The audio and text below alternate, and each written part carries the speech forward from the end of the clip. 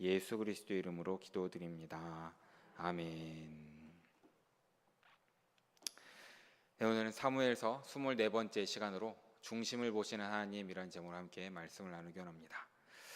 사무엘이라는 사람은 이제 젖을 떼자마자 하나님의 성전에 바쳐졌습니다. 한평생을 하나님의 말씀과 함께 살았던 사람이다라고 우리는 말씀을 통해 보았습니다. 거의 패망하고 있는 이스라엘을 다시 일으켜 세운 것도 이 사무엘의 공적입니다. 더욱이 사무엘의 기도는 이스라엘 백성을 짓밟으려고 공격하는 블레셋 군대를 박살내버리는 하나님의 능력도 나타냈던 하나님의 사람이었던 것이죠. 하지만 사무엘도 인간이었기 때문에 나이가 들어서 노인이 되었고 이제 지도자의 자리에서 물러날 시간이 되었습니다. 그래서 이스라엘 백성들은 그때 사무엘에게 왕을 요구했습니다. 사울이란 사람이 왕으로 처음 초대 왕으로 세워집니다.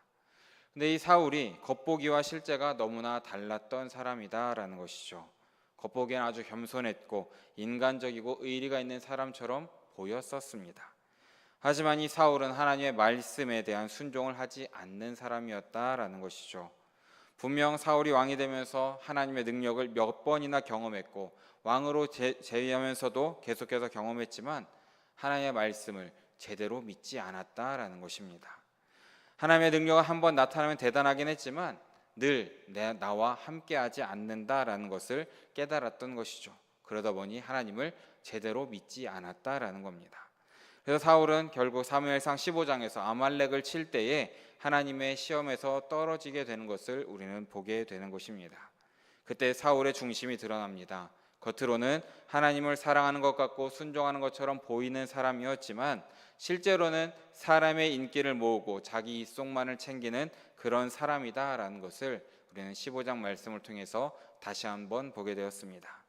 그래서 사무엘상 15장 말씀을 보면 하나님께서 사울을 왕으로 세운 것을 후회하신다라고 하는 표현이 11절, 29절, 35절 무려 3번이나 반복되는 것을 보게 되는 것입니다.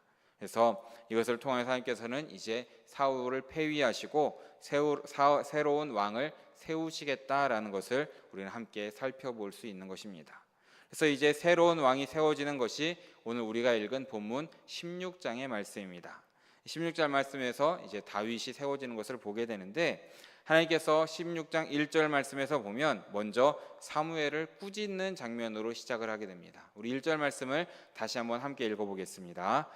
여호와께서 사무엘에게 이르시되 내가 이미 사울을 버려 이스라엘 왕이 되지 못하게 하였거늘 내가 그를 위하여 언제까지 슬퍼하겠느냐. 너는 뿔에 기름을 채워 가지고 가라. 내가 너를 베들레헴 사람 이새에게로 보내리니 이는 내가 그의 아들 중에서 한 왕을 보았느니라 하시는지라. 아멘. 여기 1절 초반절에 나오는 슬퍼하다라는 말은 15장 35절에 나와 있는 말씀과 같게 히트 아벨이라는 단어를 쓰고 있습니다. 그러니까 이 슬퍼하는 것은 죽은 사람을 위한 애곡하는 의미를 함께 가지고 있는 단어입니다. 지금 사무엘의 슬퍼하는 것은 망자에 대한 애도인 것이고 그 망자는 바로 미운정 고운정이 닫은 이 사울 왕이었던 것이죠. 사무엘이 하나님께 순종함으로 사울에게 기름을 부었었고 사울이 왕위에 오르는 것도 지켜보았습니다. 그래서 기대도 많았을 것입니다. 끝까지 잘해서 하나님께 칭찬을 받았다면 더없이 기뻤을 텐데 사울은 점점 잘못된 길로 빠져갔고 사울의 타락도 사무엘은 함께 지켜보았기 때문에 참 슬펐을 것입니다.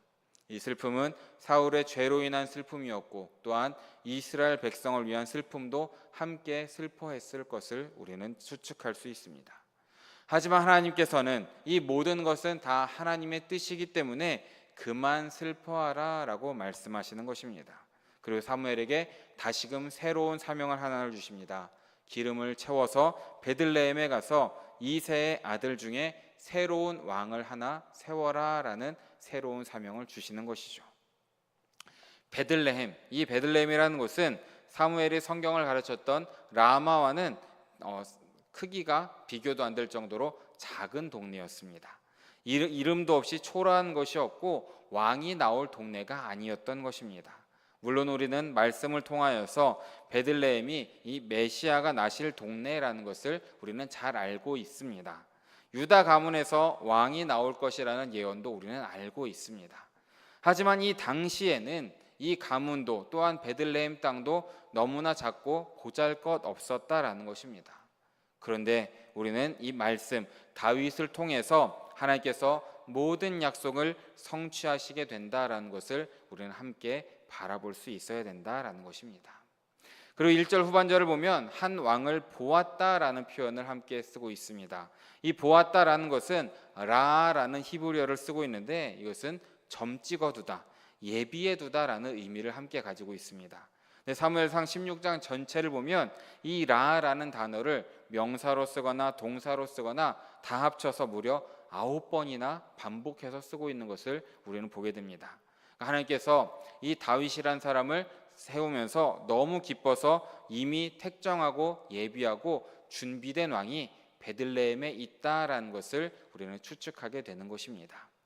이어지는 말씀도 함께 읽어보기 원합니다. 2절과 3절 말씀도 함께 읽어보겠습니다. 사무엘이 이르되 내가 어찌 갈 수 있으리이까 사울이 들으면 나를 죽으리이다 하니 여호와께서 이르시되 너는 암송아지를 끌고 가서 말하기를 내가 여호와께 제사를 드리러 왔다 하고 이새를 제사에 청하라. 내가 내게 행할 일을 가르치리니 내가 내게 알게 하는 자에게 나를 위하여 기름을 부을지니라. 아멘. 물론 하나님의 명령이고 하나님께서 하시는 일이었지만 사무엘은 분명 두려운 마음이 있었다라는 것을 보게 됩니다. 무슨 두려움이겠습니까?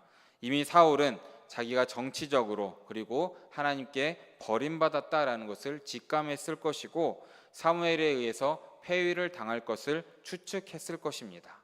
이 소문은 점점점 온 나라에 많은 사람들에게 퍼져 있었을 것입니다.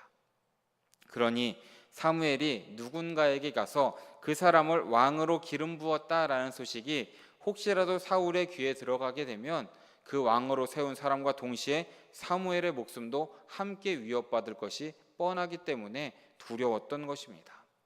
물론 새 왕이 기름 부음을 받는다고 해서 그 즉시 왕이 바뀌는 것도 아니었습니다. 사울의 폐위가 예언이 되어 있지만 아직까지 여전히 왕에 있는 것은 바로 사울이었다라는 것이죠. 하나님을 제대로 경외하지 않는 사울이었기 때문에 하나님의 결정을 순순히 받아들일 것도 아니었기 때문에 사무엘은 두려웠다라는 것입니다. 그런 이러한 두려워하는 이 사무엘에게 하나님께서는 하나의 지혜를 주십니다. 대외적으로는 베들레헴에 제사 드리러 온 것으로 하고 그 제사에 이새와 아들들을 초청하라라는 것을 가르쳐주고 있습니다. 하나님께 제사 드리는 것은 제사장으로서 사무엘의 권한이었기 때문에 이것을 문제 삼을 사람은 아무도 없었다라는 것입니다.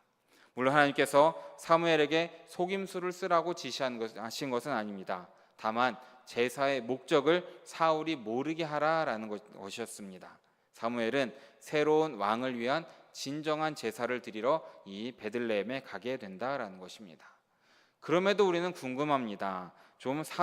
그 새로운 왕에게 기름을 부으러 간다라고 솔직하게 이야기하는 것이 더 좋지 않을까? 이것이 하나님의 뜻이 아닐까라고도 생각이 들 수도 있습니다.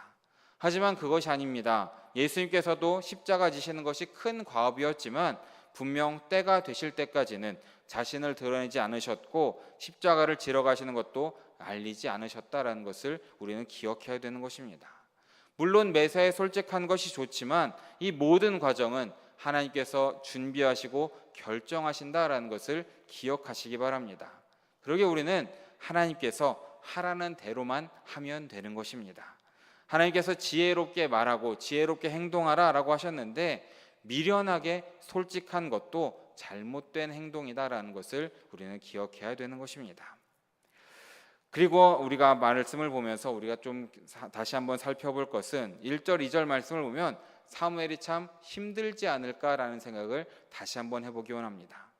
하나님께서도 어쩌면 사무엘에게 좀 미안하지 않으실까라는 생각도 듭니다. 어릴 때부터 부모와 떨어져서 여호와의 집에 살면서 엘리 제사장에게 훈련을 받은 사람이 사무엘입니다. 나중에는 자기 아들도 내려놓고 하나님의 명령에 순종해서 사울을 왕으로 세운 사람이 사무엘입니다. 그런데 이제는 사울을 버리고 또 다른 왕을 세우라는 하나님의 명령을 듣고 있습니다. 하나님은 지금 얼마나 사무엘이 힘든지 알고 계시지 않을까 생각이 됩니다. 중심을 보시는 하나님이시기 때문에 어떤 마음으로 괴로워하고 슬퍼하는 것을 알고 계시는 것입니다. 그래서 사무엘에게 무사히 이새의 아들을 찾아갈 또 다른 지혜를 주고 계시는 것입니다. 몸 조심히 가서 이새를 청하라라는 것입니다. 우리의 삶 가운데에도 분명 많은 일이 있습니다. 있으실 것이고 있어 오셨을 것입니다. 그리고 계획해야 될 것도 참 많이 있습니다. 그리고 그때마다 걸음을 인도하시는 하나님의 인도를 받으시는 우리 성도님들 모두 되시기를 진심으로 축복합니다. 내가 해야 할 일을 하나님께서 가르쳐 주신다라고 약속하셨습니다. 성령의 인도는 너무나도 구체적으로 우리에게 가르쳐 주십니다. 해야 할 말이 있고 하지 말아야 할 것도 있다라는 것입니다. 그런데 우리가 성령의 인도를 놓치고 세속적으로 나아가게 되면 가야 할 길을 잃게 되는 것을 우리는 늘 기억해야 되는 것이죠. 그러기에 우리는 어떻게 살아야 되겠습니까? 바로 말씀을 붙잡고 살아가시는 우리 모두 되시길 진심으로 바랍니다. 말씀대로 살아가셔야 됩니다. 그렇게 말씀대로 사심으로 하나님께서 주시는 지혜와 인도를 따라 살아가시는 성도님들 모두 되시기를 진심으로 바라겠습니다. 이어지는 본문 4절과 5절의 말씀도 함께 읽어보겠습니다. 4절과 5절 말씀입니다. 사무엘이 여호와의 말씀대로 행하여 베들레헴에 이르매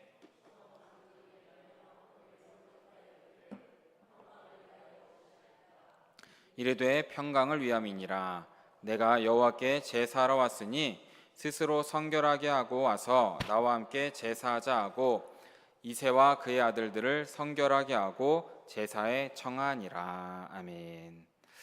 사무엘은 하나님의 말씀에 힘입어서 베들레헴으로 나아갔습니다. 분명 두렵고 떨리는 길이었지만 말씀에 응답하여서 말씀에 힘입어서 한 걸음 한 걸음 나아간 것입니다. 그랬더니 사무엘을 보고 4절 말씀을 보니까 장로들이 떨었습니다. 자신들이 내쫓았던 사람이 등장했으니 얼마나 깜짝 놀랐겠습니까? 사무엘더러 당신의 아들들은 사사의 자격이 없으니 새로운 왕을 세워주십시오라고 요청했던 장로들이 이곳에도 있었다라는 것입니다. 그런데 자신들이 요청했던 사울이 어땠습니까? 평강을 주고 평화를 주는 것이 아니라 더 큰 불안을 안겨오는 것이 사울 왕의 모습이었습니다. 왕이 있으면 다른 나라가 침략해 오지 않을 줄 알았는데 외세의 침략도 여전하고 너무나 힘듭니다. 그리고 이제는 사울에 대한 안 좋은 소문까지도 조금씩 들려오고 있습니다. 그제야 장로들도 자신들이 얼마나 큰 실수를 했는지 깨닫고 있는 것입니다. 그래서 사무엘을 보고 떨고 있는 것이죠. 게다가 사무엘은 어떻습니까? 온 백성이 보는 가운데 아말렉 왕 아각을 쳐 죽였다라는 것을 우리는 말씀 가운데 보았습니다. 사무엘이 혹시라도 이 자신들의 죄, 이 장로들의 죄를 꿰뚫어 보면서 징계하지 않을까 두려움도 있었기 때문에 떨었던 것이고, 자신들 앞에서 다른 왕을 세우면 사울이 보복을 하지 않을까라는 두려움으로 떨고 있는 것입니다. 많은 것이 복합적으로 이 장로들은 떨고 있게 되는 것입니다. 그리고 이런 상황 가운데 장로들은 사무엘에게 이렇게 묻습니다. 평강을 위해 오셨습니까? 라고 묻습니다. 사무엘이 그러자 그렇다. 내가 평강을 위해 왔다. 하나님께 제사하러 왔으니 성결하게 하고 와서 나와 함께 제사하자라고 하면서 이새와 그 아들들을 함께 제사에 초청하는 것을 우리는 보게 됩니다. 사람은 누구나 평강을 원합니다. 혹시 분쟁을 원하시는 분은 여기 아무도 안 계실 것입니다. 누구나 평강, 평화를 원하는 것이 우리의 바람입니다. 지금 사무엘을 맞이한 장로들도 그렇습니다. 근데 이 평강이라는 것이 무엇이겠습니까? 평강이라는 것은 하나님께 순종하고 하나님께 제사하고 하나님께 예배드리면 찾아오는 것이 하나님의 평강이라는 것입니다. 근데 지금 장로들은 항상 제사를 드렸지만 불안했던 것입니다. 제사를 드리고 예배를 드리는데 왜 불안했겠습니까? 예배를 드렸지만 말씀에 순종하지 않으니 너무나 불안한 삶을 살았다라는 것을 우리는 바라볼 수 있어야 되는 것입니다. 사랑하는 여러분, 평강, 하나님의 평강은 거룩하고 구별되고 성별되어야 가능함을 기억하시기 바랍니다. 하나님의 평강은 하나님을 향한 거룩한 삶이 조건이고 중요한 덕목이 될 수 있다라는 것이죠. 그리고 거룩한 삶은 사소한 아주 작은 것에서부터 말씀에 순종하는 삶을 살아야 된다라는 것입니다. 이기고 또 이기려는 세상 가치관과는 구별된 죽어지고 썩어지고 미랄이 되는 가치관을 가져야 그때 우리의 삶 가운데 하나님의 평강이 임하게 된다라는 것입니다. 그러기에 사랑하는 성도님들도 온전히 거룩하고 구별된 삶을 통하셔서 이 말씀에 순종하시고 낮아지고 겸손해지셔서 온전히 평강이 가득한 삶을 살아가시는 우리 성도님들 모두 되시기를 진심으로 축복합니다. 이어지는 말씀도 함께 보겠습니다. 우리 6절과 7절 말씀도 함께 읽어보기 원합니다. 6절 7절입니다. 그들이 오매 사무엘이 엘리압을 보고 마음에 이르기를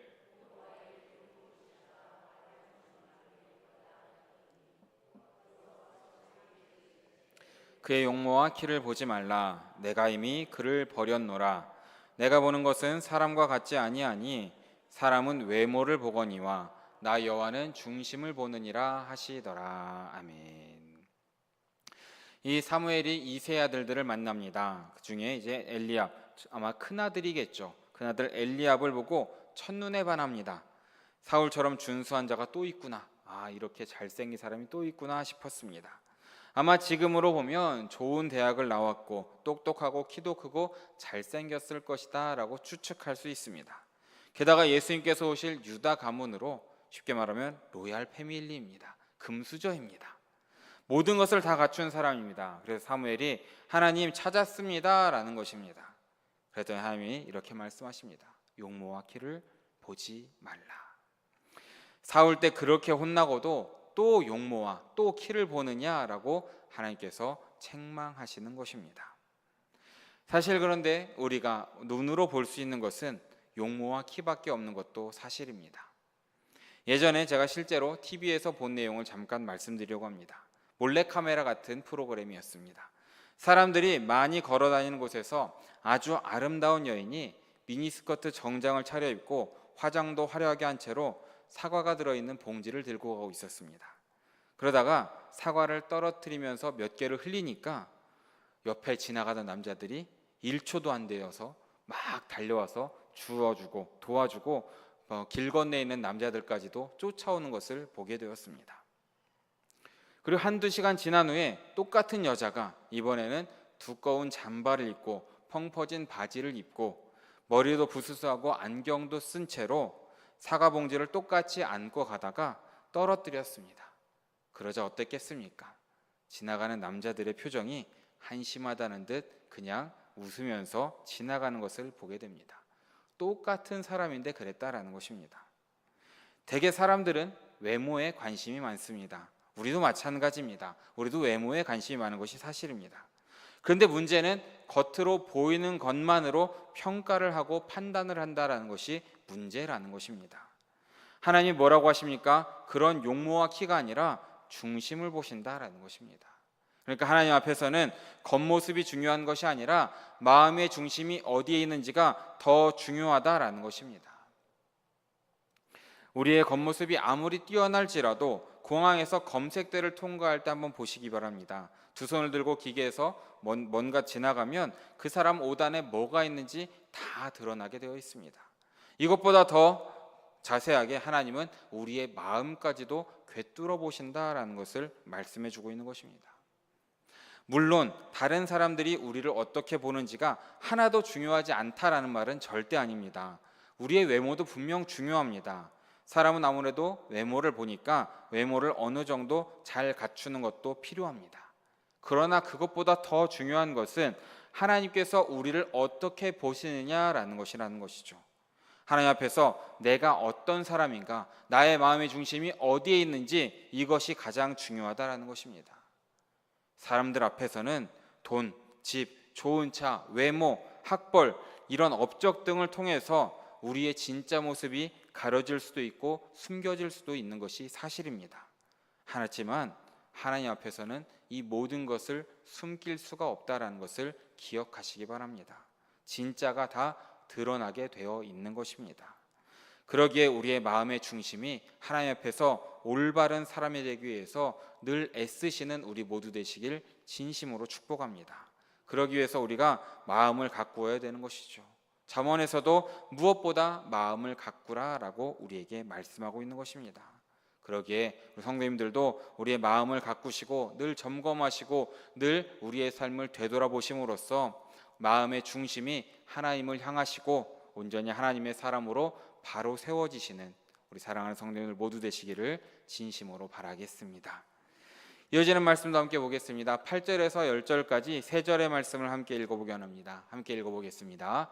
이새가 아비나답을 불러 사무엘 앞을 지나가게 하매 사무엘이 이르되 이도 여호와께서 택하지 아니하셨느니라 하니 이새가 산마로 지나게 하매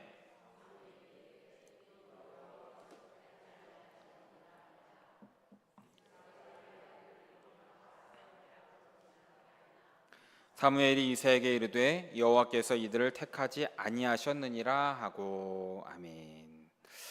하나님께 이제 야단맞은 사무엘은 정신을 차립니다. 그리고 다시금 이새의 아들들을 한 명 한 명 살펴봅니다. 둘째부터 일곱째까지 사무엘 앞을 다 지나갔습니다. 아마 외형적으로는 다 뛰어난 사람들이었을 것입니다. 둘째와 셋째는 아비나답, 산마라는 이름까지도 거론이 되는 것을 우리는 보게 됩니다. 가문도 좋고 학벌도 좋고 외모도 준수한 상태입니다. 이 형제들은 뒤에 내용을 보면 밝혀지듯이 모두 군인입니다. 당시 전쟁에 나가 블레셋과 싸워야 했던 군인들은 용감한 사람들이다, 그리고 훌륭한 직업이다라는 이런 사람들이었습니다. 선망의 대상으로 이런 많은 조건들을 갖추고 있는 사람들이 이새의 아들들이었습니다. 아마도 이새는 자랑스럽게 이 7 아들들을 한 명 한 명 사무엘에게 선보였을 것입니다.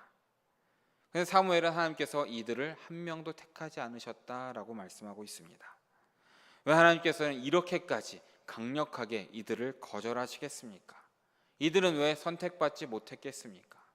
바로 그 이유는 하나입니다. 하나님 보시기에 그들의 마음의 중심이 바르지 않았기 때문이다라는 것을 우리는 기억해야 되는 것입니다. 우리도 하나님께 쓰임 받으려면 다른 것이 아니라 중심이 바르게 서야 된다라는 것을 다시금 우리가 기억하시기 바랍니다. 언제나 성결하게 살아가시려고 노력하시고 말씀을 통하여서 하나님과 가까이 하시는 마음의 중심을 하나님을 향하여 살아가시는 우리 모두 되시길 진심으로 바랍니다. 그런데 이 당시 사무엘은 꽤 당황했을 것 같습니다.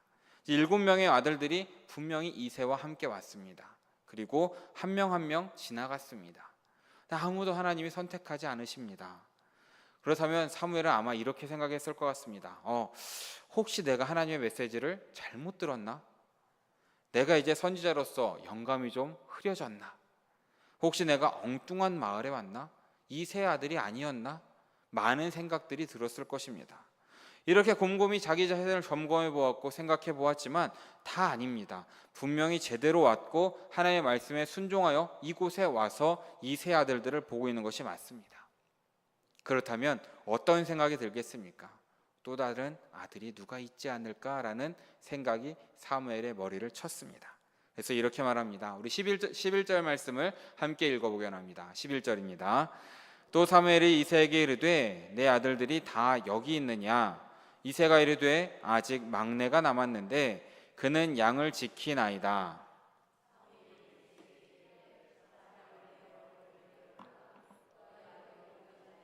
우리가 식사 자리에 앉지 아니하겠노라. 사무엘이 이제 이 생각이 납니다. 그래서 이새에게 내 아들들이 다 여기 있느냐라고 묻습니다. 그러자 이새가 그때에 막내가 있습니다라고 고백합니다. 이 말에 사무엘의 사라졌던 희망이 되살아나지 않을까라고 우리는 함께 추측할 수 있습니다. 이 막내라는 것은 히브리어로 카탄이라는 말을 쓰고 있는데 직역하면 작은 자라는 뜻을 가지고 있습니다. 작은 자. 사울이 처음 소개될 때 말씀을 보면 큰 자라고 소개하고 있는데 이것과 대조적으로 쓰고 있는 것을 보게 됩니다. 근데 이 작은 자는 왕이 될 가능성이 거의 없어 보이는 사람입니다. 이새가 말하기를 이 막내 작은 자가 무엇을 하고 있습니까? 양을 치고 있었습니다. 고대 이스라엘에서 이 목동이라는 직업은 오늘날로 말하면 3D 업종입니다. 목동은 더럽고 냄새나는 직업이었다라는 것이죠. 누구나 기피하는 직업이었습니다. 당시 목축은 크게 하는 것이 아니라 자급자족이 목적이었습니다. 그러다 보니 소규모였고 여자나 소년들이 담당하는 그런 직업이었습니다. 가정 내에서 기대를 받는 유망주들은 농업을 하거나 군인을 하거나 관직에 진출했다라고 합니다. 하지만 다윗은 평생 부모 곁에서 잔심부름이나 하는 목축을 한 인물로 그려져 있다라는 것입니다. 여기에서 사울과 다시 한번 비교를 해보려고 합니다. 사울의 직업은 농부로 나타나고 있습니다. 왕으로 지명을 받고 소를 몰고 밭을 가는 장면이 11장 본문을 보면 소개되고 있습니다. 이 당시 농업은 아주 최첨단 산업이었습니다. 관계시설도 잘해야 되고 사회 간접 자본도 확보돼야 되고 강우량도 예측할 수 있어야 하고 각종 병충해에 대비도 할 수 있는 그런 산업이었습니다. 또 농업도 발달해야 도시도 늘려갈 수 있는 것이 사실이었습니다. 이처럼 농업에 해박한 사울의 이미지는 이 당시 관점으로 봤을 때는 왕으로서 최고의 후보였고 정말 좋은 사람이었다라는 것입니다. 하지만 다윗은 어떻습니까? 당시 뒤떨어진 사업으로 인식된 목축을 하고 있었다라는 것입니다. 그런데 이러한 직업의 차이도 다윗이 사울과 전혀 다른 왕이 될 것이다라는 것을 우리는 암시할 수 있는 것입니다. 다윗은 목자와 같은, 양을 치는 목자와 같은 왕이 되어서 백성을 지키고 돌보는 왕이 될 것이다라는 것을 우리는 여기에서 추측할 수 있다라는 것입니다. 사무엘은 이런 막내, 작은 자의 존재를 듣자마자 그를 데려오라라고 강하게 요구합니다. 그리고 그 막내가 오기 전까지는 밥도 먹지 않겠다, 식사도 하지 않겠다라고 말하고 있습니다. 다윗이 이러한 사무엘의 이야기를 후에 들었을 때 얼마나 기뻤을까 한번 생각해 보려고 합니다. 다윗은 이 당시 참 많이 무시당하고 멸시당한 것 같습니다. 아버지조차도 내놓을 만한 자식이 아니다라고 그냥 치부해 버린 것이죠. 당시 말씀드린 것처럼 베들레헴은 정말 작은 동네였습니다. 이런 곳에 최고 선지자인 사무엘이 왔고 마을의 장로들이 모두 모여서 사무엘에게 인사합니다. 아마 온 동네에 소문이 다 났을 것이고 어쩌면 제사 후에 있을 잔치까지도 벌어지고 있었을 것입니다. 이 자리에 누가 없습니까? 막내 다윗은 없습니다. 다윗인들 사무엘이 보고 싶지 않았겠습니까? 사무엘이 지금 자신의 가족들을 다 부른 이 영광스러운 시간에 자기만 양을 치러 가고 싶었겠습니까? 아니었을 것입니다. 다윗도 함께 가고 싶었을 것이죠. 하지만 이새는 다윗이 함께 오는 것을 허락하지 않았던 것입니다. 막내야, 너는 어차피 안 와도 돼. 어차피 큰형이 왕이 될 테니까 너는 가서 하던 일이나 하렴. 양이나 쳐라 라고 했던 것입니다. 어떻게 자기들끼리만 축제를 엽니까? 형제들도 마찬가지로 자기들만 왕이 되겠다라고 생각했던 것 같습니다. 이것만 보아도 이새와 그의 아들들이 중심이 잘못되어서 왕으로 선택받지 못했다라는 것을 엿볼 수 있게 되는 것입니다. 그렇게 사무엘과 나머지 형제들이 다윗이 올 때까지 기다렸습니다. 그리고 막내가 들어옵니다. 그런데 놀라운 것이 그의 외모입니다. 하나님께서는 분명 외모가 아니라 중심을 보신다고 하시면서 이새의 아들 7 전부를 거절하셨습니다. 성경의 저자는 아이러니하게도 다윗의 눈부신 외모를 처음부터 언급하고 있습니다. 우리 12절 말씀을 좀 함께 읽어보기 원합니다. 함께 읽어보겠습니다. 이에 사람을 보내어 그를 데려오매 그의 빛이 붉고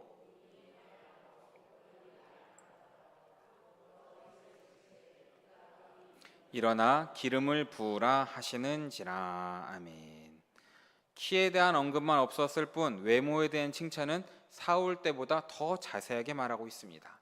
얼굴이 붉었다라는 것은 낯빛이 굉장히 어렸다라는 것이고, 눈이 빼어난 것은 눈빛이 생기가 있고 살아있다라는 것이고, 심지어 얼굴이 아름답기까지 하다라는 것을 말하고 있습니다.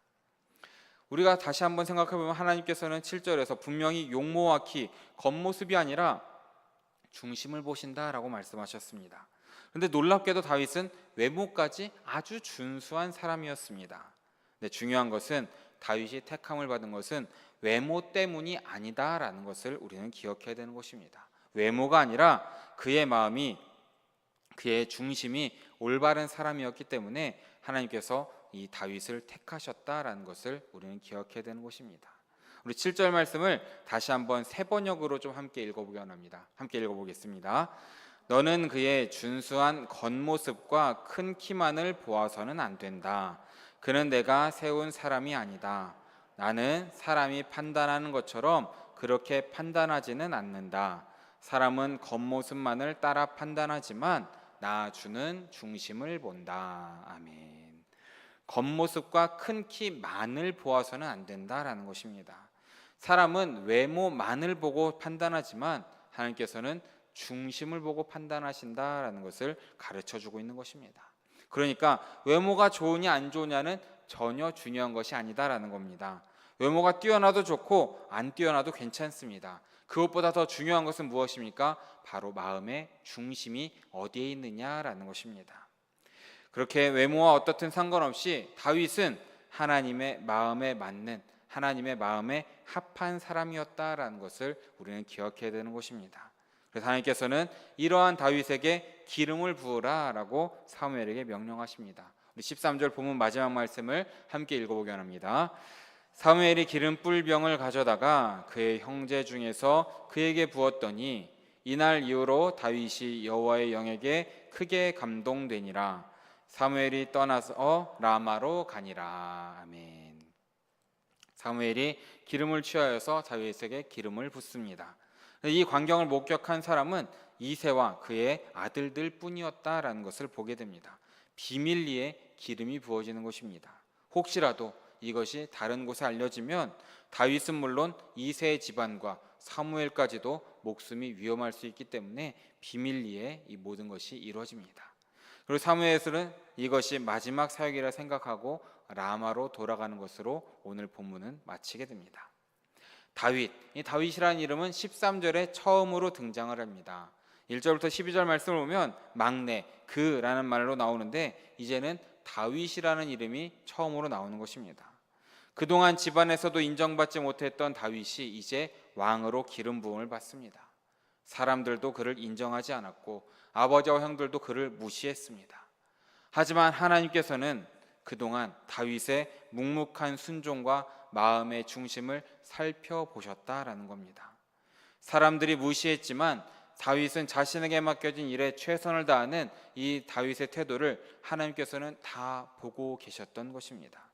그리고 하나님께서 다윗을 인정하셨다라는 것을 이 사람들 앞에서 선포하셨던 것입니다.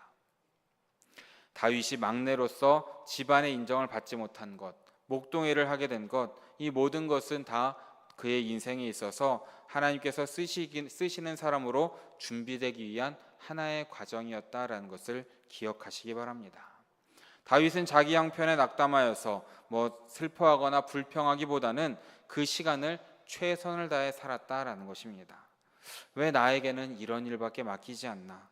형들은 우대해 주지만 왜 아버지는 나를 무시했을까라고 불평하거나 집안 탓을 하는 것이 아니라 나에게 맡겨진 목동일에 최선을 다하겠다라면서 정말 열심히 했던 것입니다. 자기에게 맡겨진 것이 무엇이든지 사람들이 알아주든지 안 알아주든지 최선을 다했다라는 것입니다.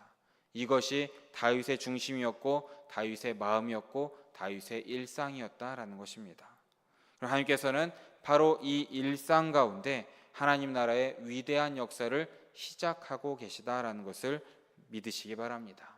피곤하고 내세울 것 없고 감당하기 버거운 그런 일상을 살고 있고 별 볼 일 없고 모자라 보이는 인생이지만 그 마음이 하나님과 함께하고 그 중심이 하나님 편에 서 있는 한 아이, 바로 다윗을 통하여서 하나님 나라의 커다란 역사를 시작하고 계시다라는 것을 우리는 기억해야 되는 것입니다. 하나님의 나라가 이렇게 시작합니다. 또한 우리의 믿음의 역사도 이렇게 시작하는 것입니다. 비록 겉으로 보기에는 아무것도 없는 것 같고 소망과 기대도 없는 것 같고 하나님이 함께하는 그런 아무것도 없는 것 같지만 하나님과 함께하는 마음, 하나님과 함께하는 일상이 자라나서 열매를 맺을 때 하나님의 나라라는 위대한 역사가 우리의 삶 가운데에 이 땅 가운데 이루어짐을 믿으시기 바랍니다. 또한 이 소망이 우리에게 더욱더 확실한 것은 다윗보다 더 위대하신 분이 바로 나를 위하여서 다윗과 같은 삶을 사셨던 것입니다. 바로 예수님이 그런 삶을 사셨던 것이죠. 하나님께서는 다윗을 통하여서 우리의 왕이시고 목자 되신 예수님을 우리에게 가르쳐 주고 계시는 것입니다. 예수님께서도 다윗의 고향인 베들레헴에서 다윗보다 더 낮고 천한 자리에서 태어나심으로 우리에게 오셨던 것입니다. 거룩하고 영광스러우신 하나님의 아들로 근본 하나님의 본체이시지만 그 자리를 취할 것으로 여기지 아니하시고 그 자리를 버리시고 비참하고 고통스러운 사람의 자리에 오심으로 우리와 같은 성정을 가진 사람이 되었다라는 것입니다. 그렇게 종의 자리에까지 낮아지심으로 우리를 섬기셨던 분입니다. 왕궁이 아닌 거친 들에서 배 위에서 피곤한 몸을 누이셨던 분이 바로 예수님이라는 것입니다. 비단옷 왕관이 아닌 가시 면류관을 쓰시고 옷이 벗겨짐까지 당하신 분이 바로 예수님입니다. 당신의 양떼인 우리를 위해서 우리를 구하시려고 예수님께서는 예수님의 목숨을 십자가에 내어 놓으신 것입니다. 우리를 높이시려고 낮아지셨고 영광을 주시려고 수치를 당하셨고 우리를 강하게 하시려고 예수님께서는 약해지셨고 우리를 부하게 하시려고 예수님께서는 가난해지셨고 우리를 살리시려고 예수님께서 죽으셨음을 믿으시기 바랍니다. 이처럼 하나님께서 낮고 약한 다윗을 통해 하나님의 나라를 이루셨듯이 예수님께서도 우리를 위해서 낮아지고 고통당하심으로 십자가를 지심으로 우리의 왕이 되셔서 우리를 구원하시고 영원한 하나님의 나라를 이루고 계시는 것입니다. 우리의 영원하고 완전한 목자가 되셔서 우리를 생명으로 인도하심을 믿으시기 바랍니다. 그러니 사랑하는 여러분, 우리의 하루하루의 일상을 소중히 여기시고 가치 있게 여기시는 우리 모두 되시길 진심으로 바라겠습니다. 비록 우리의 일상이 피곤하고 고통스럽고 너무나도 평범하다고 할지라도 심지어 평범한 것조차 누리지 못할 만큼 힘들다 할지라도 나를 향한 기대와 가능성을 나조차도 품지 못할 때라도 예수님께서는 우리 한 사람 한 사람을 위한 계획이 있고 우리 한 사람을 한 사람을 위한 뜻이 있다라는 것을 믿으시기 바랍니다. 매 순간 하나님께 자신을 맡기며 순종하며 주어진 일이 아무리 작은 일일지라도 거기에 최선을 다해 살아가는 사람을 하나님께서는 지켜보시고 그 마음의 중심을 보시고 때가 되면 들어 쓰시는 것을 믿으시기 바랍니다. 그러기에 사랑하는 여러분, 우리 모두가 언제나 예수님을 바라보시고 예수님께 우리의 마음을 드리시길 진심으로 축복합니다. 그러므로 중심을 보시는 하나님께서 우리를 통하여 하나님의 나라를 이루게 된다라는 것을 기억하시면서 늘 하나님과 동행하시고 마음의 중심을 주님께 드리시는 우리 모두의 삶이 되시기를 진심으로 바라고 축원합니다. 함께 기도하겠습니다. 사랑해 주님 너무나 감사합니다. 오늘도 이렇게 수요일 저녁 잊지 않고 예배 자리에 나올 수 있도록 불러주심에 다시 한번 감사드립니다. 주님, 우리가 오늘 사무엘상 16장의 말씀을 통하여서 중심을 보시는 하나님을 깨달을 수 있도록 주여 인도하여 주시옵소서. 우리 마음을 다하여서 생각을 다하여서 온 마음과 정성을 다하여서 온전히 주님만을 향한 삶을 살아갈 수 있도록 주여 인도하여 주시옵소서. 세상에서는 틀리다고 하고 세상에는 그 길이 아니다라고 할지라도 온전히 말씀대로 믿음대로 살아갈 수 있도록 우리의 삶을 인도하여 주시고 세상과는 다른 구별되고 거룩한 삶을 살아가는 우리 모두가 될 수 있도록 우리의 삶을 붙들어 주시옵소서. 그러므로 우리의 일상에 찾아오시고 우리의 삶 가운데 찾아오시는 예수님의 계획을 예수님의 뜻을 바라볼 수 있도록 인도하시고 주님께서 쓰시기에 합당한 우리 모든 영일의 성도들 될 수 있도록 인도하시고 지켜주시옵소서. 모든 말씀 우리의 모든 것 되시는 예수 그리스도 이름으로 기도드립니다. 아멘.